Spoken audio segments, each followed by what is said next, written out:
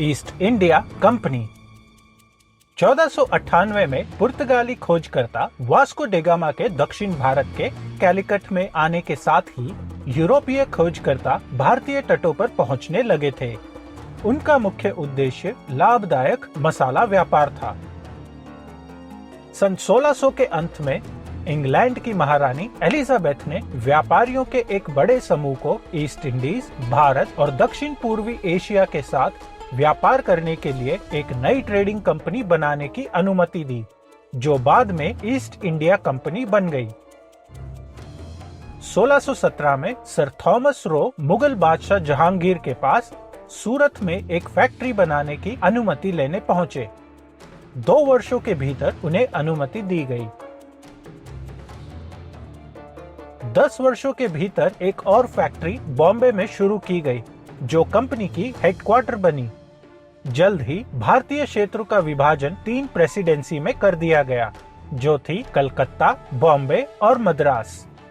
प्रत्येक प्रेसिडेंसी ने स्वयं कार्य किया, लेकिन उनकी जवाबदेही लंदन में निदेशकों के अदालत के प्रति थी।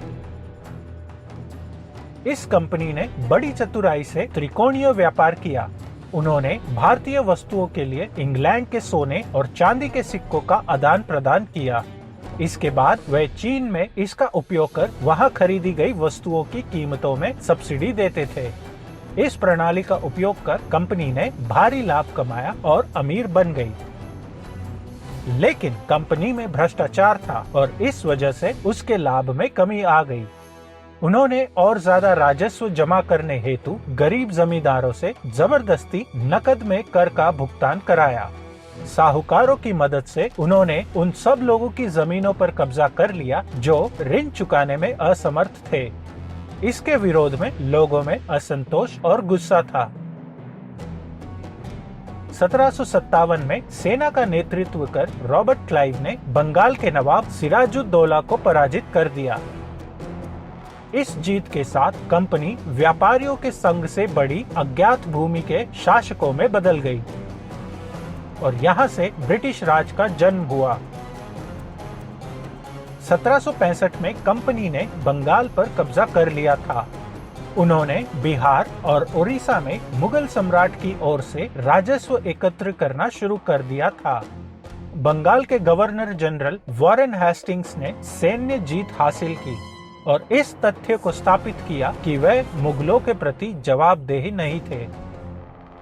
अंग्रेजों ने अपने राज को सही ठहराते हुए ये दावा किया कि भारतीयों को सभ्य बनाने की आवश्यकता थी। उन्होंने भारतीय प्रणाली को न्याय, कानून और निष्पक्षता को एक अधिक विश्वसनीय तरीके से बदलने की मांग की। कुछ धार्मिक प्रथाओं पर अंग्रेजों ने पाबंदी लगा दी, जिनमें सती प्रथा भी थी। अगले कुछ दशकों में गवर्नर जनरल डलहौजी और कैनिंग के नेतृत्व में अंग्रेजों ने कई क्षेत्रों पर कब्जा किया। अंग्रेजों ने और भी क्षेत्रों पर कब्जा कर लिया जो भ्रष्ट थे या असक्षम थे या जिनके कोई वंशज नहीं थे। छोटे राज्य जैसे संबलपुर, भगत, झांसी, नागपुर और अवध इस जाल में फंस गए। अंग्रेज अपना राज पंजाब पर नहीं जमा पाए, क्योंकि सिखों की सेना राजा रंजीत सिंह के नेतृत्व में एक प्रमुख ताकतवर सेना थी। उनकी मृत्यु से पहले पंजाब अंग्रेजों के आक्रमण से सुरक्षित था। उसके बाद ब्रिटिश सेना ने आगे बढ़कर सिख साम्राज्य का अंत कर दिया। 1839 में अंग्रेजों ने सिंध, कराची, सुकुर और बुकुर पर कब्जा कर लिया।